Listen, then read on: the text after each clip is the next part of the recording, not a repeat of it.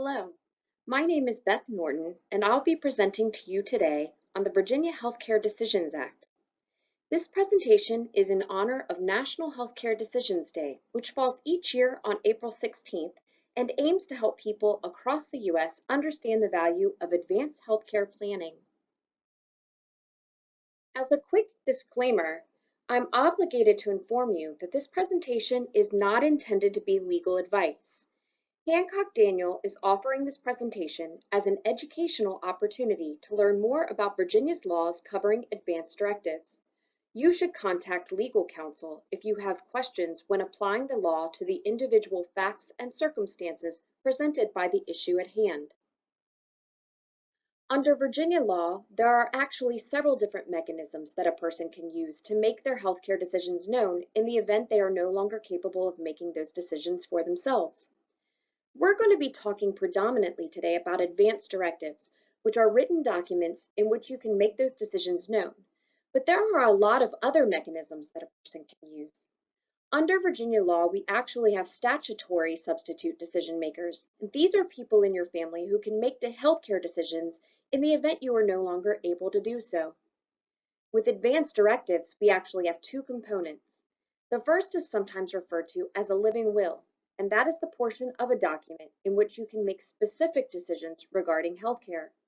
You could also appoint a healthcare power of attorney or an agent to make your decisions for you in the event you do not have capacity to make those decisions. We also have durable do not resuscitate orders, or DDNRs, and these are simply orders which do not allow for a person to provide you CPR in the event you have a cardiac or respiratory arrest. There are also court mechanisms that a person can use to make their decisions, such as judicial authorization for treatment or an appointment of a guardian to make decisions for you. We are often asked why a person should create an advance directive, and the easiest answer is that it makes your healthcare decisions known in the event that you can no longer communicate those decisions or you're incapable of making those decisions for yourself. Advance directives are useful for people of all ages and any current healthcare status. They're not only used for terminally ill patients or the elderly.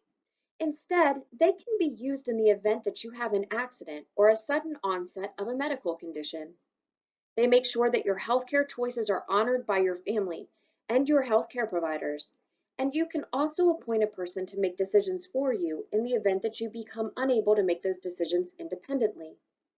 This reduces the burden on your family and any potential conflicts among your family members or loved ones, and it clearly makes your wishes known to your healthcare providers and your physicians so that they can follow those wishes. You may be aware that there have been numerous cases in recent years discussing end-of-life care. For example, in Texas, in November of 2013, a pregnant woman suffered an embolism and was declared brain dead. She had informed others, including her husband, that she never wanted to be on life support, but she failed to create an advance directive or any other written document to make those wishes known. The hospital kept her on a ventilator despite her family's wishes due to its interpretation of Texas law.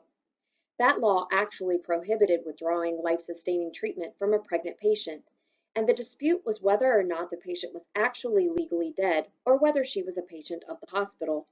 It took 2 months for the husband to obtain a court order to cease life support. Now in Virginia, this would not likely have happened due to us not having the same provisions of law, but this does illustrate why it's important for a person to make their healthcare decisions known in the event they lose capacity to make decisions for themselves. In Virginia, we do have new legislation in the last few years that did address a pregnant patient and their advance directive, but they did not follow the Texas example by prohibiting the withdrawal of life-sustaining treatment. Instead, it added an optional section to the advance directive form for the patient to list the specific instructions they would like or modifications to their other instructions regarding life-prolonging procedures if the patient is pregnant and has a terminal condition. Virginia's advance directive law was again updated in 2016. Effective July 1, 2016, all patients discharged following involuntary mental health treatment must be provided with information on how to complete an advance directive, and be provided with a copy of the advance directive form if they have not already executed an advance directive. Additional revisions were made in 2017 to revise the technical requirements of the Healthcare Decisions Act. House Bill 1548 and Senate Bill 1511 expanded the list of providers who may make a capacity determination where the proposed healthcare decision is admission to a healthcare treatment facility for mental health treatment. If the patient has executed a valid advance directive authorizing an agent to consent to such an admission, then the law now permits a lack of capacity determination to be made by the attending physician, a psychiatrist or licensed clinical psychologist, a licensed psychiatric nurse practitioner, a licensed clinical social worker, or a designee of the local community services board. These bills also expanded the list of providers who may attest in writing that the patient had capacity at the time the advance directive was executed, as required when seeking to treat over patient protest. We'll discuss this at greater length later in the presentation. House Bill 1567 requires entities who process Medicaid eligibility applications to disseminate advance directives information to individuals applying for medical assistance, including information about the purpose and benefits of advance directives and how the applicant may make an advance directive. Also enacted in 2017, House Bill 1747 and Senate Bill 1242 established a qualified advance directive facilitator position and established the training program requirements thereof. It also protected providers who assist their clients with completing and executing advance directives from a claim that they are illegally engaged in the unauthorized practice of law. Lastly, in 2017, House Bill 2153 now requires durable DNR orders or other orders regarding life-prolonging procedures executed in accordance with another state's laws to be deemed valid and given full effect in Virginia. Now I want to provide an overview of Virginia's Healthcare Decisions Act. It's been around for a long time, but it's changed drastically over the years. It was first enacted in 1983 in response to the ethical debates that were happening all over the country regarding end-of-life decisions. Many people are aware of the high-profile cases of Terri Schiavo from Florida and another similar case from a decade prior involving a man named Hugh Finn. In the Terri Schiavo case, the issue was removal of Mr. Schiavo's feeding tube. Ultimately, the conflict was reviewed by two state courts, a federal court, the federal legislature, the state legislature in Florida, and even the Florida governor. Ultimately, her feeding tube was removed, and she did pass away. The Hugh Finn case that happened prior to that in Virginia was very similar. Mr. Finn's wife and family members argued over the decision of whether or not to remove his feeding tube. Again, our governor at the time in Virginia, Governor Gilmore, intervened. The case proceeded all the way to the Virginia Supreme Court. Ultimately, the tube was removed and he passed away as well.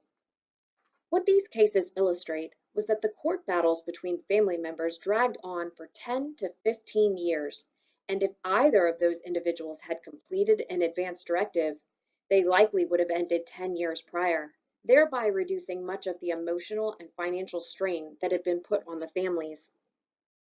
Now, the original Healthcare Decisions Act, as enacted in 1983, only addressed the appointment of a healthcare agent and the exception or rejection of life-prolonging procedures if a patient was suffering from a terminal condition.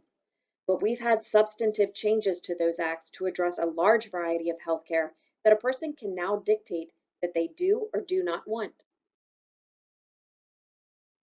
These changes were first enacted in 2009 and later clarified in 2010. So advance directives in Virginia now are not limited to patients suffering from a terminal condition or just life-prolonging procedures. They now may address any and all forms of healthcare treatment at any stage of life. We'll take a moment here to go over some of these substantive changes in 2009 and 2010. As I said, they expanded the scope of an advance directive. They also provided for advanced authorization of mental health treatment. They also added a patient protest provision, or what's become known as the Ulysses Clause, where you can actually dictate that you would like a decision to be made over your later protest, which I'll describe in greater detail later in this presentation. The changes also strengthen the capacity determinations that must be made by two specific examiners before an advance directive becomes effective, and added a requirement that recertification of capacity must be done every 180 days. They clarify the revocation provisions for both advance directives and for do not resuscitate orders, and they also clarified how a person may make an anatomical gift of a body or organ through an advance directive. A person can now also authorize research through their advance directive. One primary provision that expanded the scope of advance directives was simply defining the term healthcare that a person can dictate in their advance directive. The definition of healthcare now includes any instructions, which can include medications, surgery, blood transfusions, chemotherapy, radiation, psychiatric treatment, life-prolonging procedures, palliative care, admission to a nursing home or other facility, and any variety of matters that would constitute healthcare. An advance directive now may provide specific or very general instructions regarding the form of treatment the individual wants or does not want, or even where the individual wants to receive that treatment. Generally, an advance directive does have to be made by an adult who is capable of making an informed decision. They only then become effective when that person is determined to be incapable of making an informed decision. They may provide specific instructions regarding treatment, or what's commonly known as a living will, and they may also appoint a healthcare agent or a healthcare power of attorney to make those decisions in line with the instructions they listed in their advance directive, or in line with the person's best interest and their understanding of their religious beliefs. As I stated, you can also specify an anatomical gift or authorize your participation in research activities.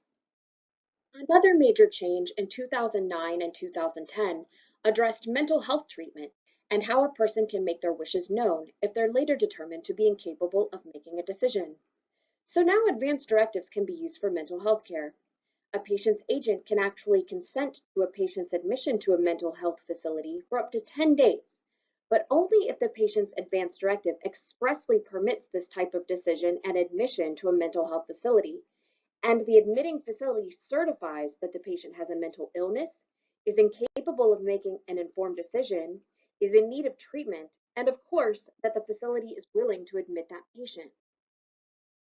The Healthcare Decisions Act specifically defines what it means to be incapable of making an informed decision, which requires that physicians actually determine that a person is either unable to understand the nature, extent, and probable consequences of a proposed healthcare decision, or that they're unable to make a rational evaluation of the risks and benefits of a proposed healthcare decision as compared with the risks and benefits of alternatives to that decision, or that the person is unable to communicate such an understanding in any way.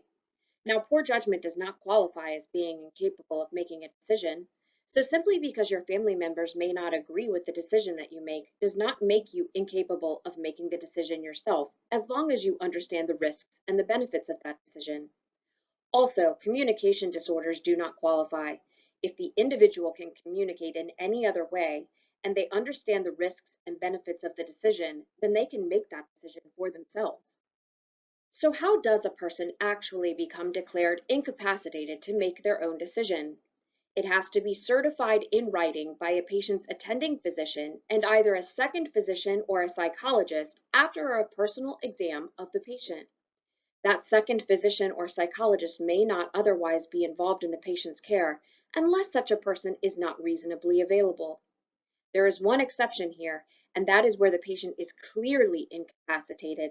The exception states that the second physician or clinical psychologist certification is not required if the patient is unconscious or experiencing a profound impairment of consciousness due to trauma, stroke, or other acute physiological condition. When that determination of incapacity is made, there are certain things that the patient does have a right to know. The patient has the right to be notified, to the extent possible, that the determination has been made before any health care may be provided, continued, withheld, or withdrawn. The notice must also be provided to the person's agent or surrogate decision maker. Only one physician is required to make a determination that the patient has regained capacity.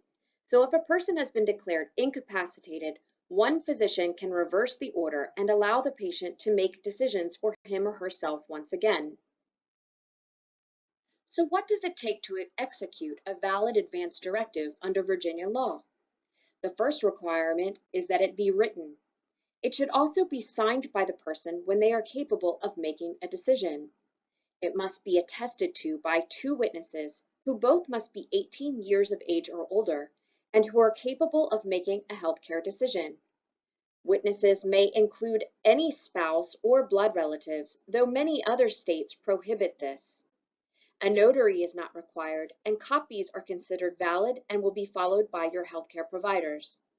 There are limited exceptions that allow a person to make an oral advance directive. These are only permitted when the physician diagnoses the patient as having a terminal condition. The oral directive must be stated in the presence of the attending physician, and again, it must be stated in the presence of two other witnesses. The terminal condition has to be caused by an injury, disease, or illness from which, to a reasonable degree of medical probability, the patient cannot recover, and the patient's death is imminent, or the patient must be in a persistent vegetative state. We have some recommendations here when completing an advance directive. You do not want to make your healthcare agent one of your witnesses. This is to avoid any potential conflict of interest. It's not required to date your advance directive, but it is highly recommended in the event that you later execute another document that may conflict with that advance directive and revoke it. In Virginia, we have a recommended statutory advance directive form. This form is not required, and any form that you complete in writing that meets the requirements of having two witnesses and being completed by an adult capable of making decisions will be honored by your healthcare providers. But the simple form is recommended because it does contain all of the required elements, it includes clear language, and it's easily recognized by your healthcare providers. There are various versions of the form available on the Virginia State Bar website. Now, who should you choose as your substitute decision maker or healthcare agent? Obviously, you want to choose someone who is an adult 18 years or older and capable of making a decision. You also want someone who is accessible. They're not required to live nearby or even in Virginia, but you want someone who will be reasonably accessible, at least by phone, to make those decisions in the event that you lose capacity. You also want someone who's willing and able to serve and aware of your wishes and religious beliefs. If you do not tell that person that they will be serving as your healthcare agent, it could come as quite a shock when they find out later. It's also best to pick one person because collecting several people can lead to conflict or delay if they have equal decision-making authority. Essentially, if you were to pick two people and they did not agree, then no person can actually make that decision on your behalf. You can also require that your decision maker consult with other family members before making a decision. You can choose an alternate or a backup person to serve in the event that your healthcare agent is not able or willing to serve. Now I want to address who makes a decision if you have not appointed a healthcare agent. As I mentioned earlier, there are Virginia statutes that dictate a list of people who can serve as surrogate decision makers in the event you have not appointed a healthcare agent.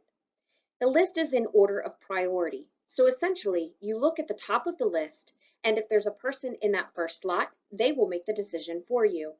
If not, you go down the list until a person is available and willing to make the decision. The list starts with a guardian, a person appointed by a court, to serve your best interests. If there's no guardian available, it will be the patient's spouse, unless they're separated or divorce is pending. Next, you turn to any adult children of the patient, and next, any parents of the patient. After that, you turn to any of the patient's adult siblings, and finally, any other relatives in descending order of blood relationship. We also have a provision in Virginia that would allow a special friend to make limited decisions, with a few exceptions that I'll address in a moment. As I stated, this list is in order of priority, and if you have multiple people within a certain class, for example, you have two adult children, then the majority will rule. Again, There are only two children and they do not agree, no person has decision-making authority without seeking a court order or a guardianship. In Virginia, we now have a provision for a special friend who can make a decision for you in the event you become incapable of making decisions. This friend has to have exhibited special care and concern for you and must be familiar with your preferences and values. The friend cannot make decisions regarding withholding or withdrawing life-prolonging procedures, and they cannot be employed by the facility providing you care. These people are often neighbors or close friends of a person who are taking care of them but are not family members. All healthcare agents or surrogate decision makers have certain duties when they make their decisions. Healthcare agents and substitute decision makers must make decisions by undertaking a good faith effort to ascertain the risks, benefits, and alternatives to any proposed healthcare. They must make a good faith effort to ascertain the religious beliefs, basic values, and previously expressed preferences of the patient. To the extent possible, they must also base the decisions on those beliefs, values, and preferences of the patient or on the patient's best interest. Virginia law makes it very easy to revoke an advance directive. The person can revoke by signing a written revocation that expresses the intent to revoke, or even by executing a new advance directive that is not consistent with the prior advance directive. A person can also physically revoke an advance directive, meaning any method to destroy the written document, such as tearing it up or shredding it. Finally, you can make an oral revocation, which is defined as any expression of the intent to revoke. I spoke earlier of the Ulysses Clause, or how healthcare may still be provided over a patient protest. There are now provisions of law for this in Virginia. Healthcare may be administered over a patient's protest if that care is specifically authorized in the patient's advance directive, even over later protest. A provider has certified that the patient had capacity at the time the advance directive was made. This is typically documented right in your advance directive. The decision does not involve life-prolonging treatment, and the healthcare issue has been documented as medically appropriate by the attending physician. There are also other mechanisms to allow your healthcare agent or substitute decision maker to make a decision over your later protest, even if you haven't mentioned it in your advance directive. Certain criteria must be met. First, that decision must not involve life-prolonging treatment. It also cannot involve admission to a mental health facility or mental health treatment. The decision must be based on the patient's beliefs, values, and expressed preferences if they're known, or their best interests. It must also be affirmed and documented as ethically acceptable by the hospital's Patient Care Consulting Committee. If the hospital does not have such a committee, this may be affirmed and documented by two physicians who are not involved in the patient's care. In Virginia, we have reciprocity with other states, which means that we honor an advance directive that has been executed in another state and vice versa.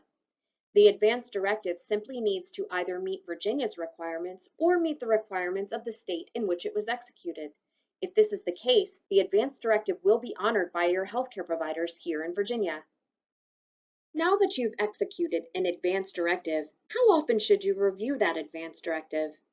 Optimally, you should look at it annually and determine if the wishes you've listed in your advance directive are still up to date and current, and if you still approve of the healthcare agent. A good time might be before each annual physical. It's also helpful to know that Medicare now provides payment to physicians to have end-of-life treatment decisions discussed with you if that discussion takes place during the annual wellness visit authorized under Medicare. It's considered preventative, and therefore a patient's coinsurance and deductibles are waived. Another good time to look at your advance directive is at the start of each decade of your life, or after any other major life changes, such as a birth in your family, marriage, divorce, or the death of a loved one. You may also want to look at advance directives after any major medical change, such as a diagnosis of a terminal condition, a diagnosis of a heart condition, or other events that make you think about your end-of-life care. You may also look at your advance directive after losing your ability to live independently or anytime your wishes regarding your medical care may change. Where should you keep your advance directive? You should give a copy to your agent or healthcare power of attorney. So first, they know that you've appointed them, and second, they are familiar with the wishes that you've expressed in your advance directive. It's also a good idea to give a copy to the physician who will be dictating the care you will or will not receive when you become incapable of making those decisions. You may also want to give a copy to other family and friends, even if they're not your healthcare agent, so that someone will have a copy in the event something happens and you need that copy to be provided to your healthcare providers. You may also file a copy with the Virginia Advance Directive Registry, which we'll address further in a moment. You should bring a copy of your advance directive with you to the hospital whenever you are going for a planned procedure and, if possible, for an emergency condition. You also want to keep a copy in a safe place, but this does not mean actually locking up a copy in a safe or a lockbox where no one can access it. I spoke just a moment ago about the Virginia Advance Directive Registry. This is an online registry that was created in 2011 and allows Virginia residents to securely store their advance directives online free of charge. The link in this slide contains information to help users create the advance directive right there on the website. Users may also upload scanned documents they've already executed, or they can send them to the registry via fax. Information is only accessible to those who have your PIN number, and you can also give people read-only access, so they cannot add, delete, or modify the documents, but can view the documents in the event you'd like them to have access. In Virginia, healthcare providers do not have automatic access to the registry, so you cannot count on going to the hospital and having your healthcare providers search the registry for your advance directive. You should keep in mind that the Advance Directive Registry does require you to renew those documents on an annual basis. To that end, the registry will automatically send you a notification reminding you to renew it prior to its expiration. And if the user does not reply within 6 months, the account will become inactive, although the associated inactive documents will remain archived for 5 years.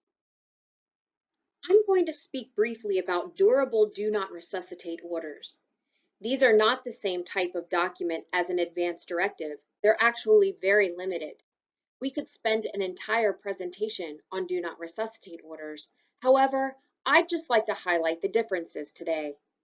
A do not resuscitate order is simply an order from a physician that says that CPR is not to be performed in the event of cardiopulmonary or respiratory arrest. It does not speak to any other type of healthcare treatment.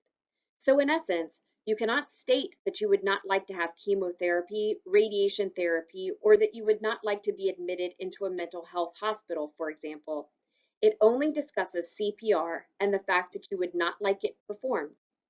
Like advance directives, a durable do not resuscitate order now enjoys reciprocity with other states. Therefore, if you've executed one in a state other than Virginia, it will now be considered valid in Virginia in the event you suffer a cardiopulmonary arrest. Much of the nation is also experimenting with new orders called POSTs, or Physician Orders for Scope of Treatment, and Virginia is among those states. The POST, like a DD&R order, is actually a physician order indicating the treatment you do or do not want, but it is broader than a DD&R because it speaks to more than just CPR. It may include instructions for medical interventions, antibiotics, artificially administered hydration and nutrition, and it's intended to be transferable across treatment settings, so you could take it from one hospital to another or from a nursing home to a hospital. In Virginia, however, there is no statutory formula, so the post has not been authorized by the Virginia Assembly for our use. It's only considered an other DNR order in Virginia, and therefore it is only valid in the healthcare setting in which you're located when it's executed. Attached to this slide are some excellent links to resources that may help you complete your advance directive form and that provide other information on advance directives. You can print these forms and complete them yourself or seek out guidance. I want to thank you for your time today. I hope you've learned something new about the advanced care planning process and advance directives in Virginia, and that this presentation encouraged you to consider completing an advance directive or revisiting your existing advance directive to ensure it reflects your wishes. Thank you.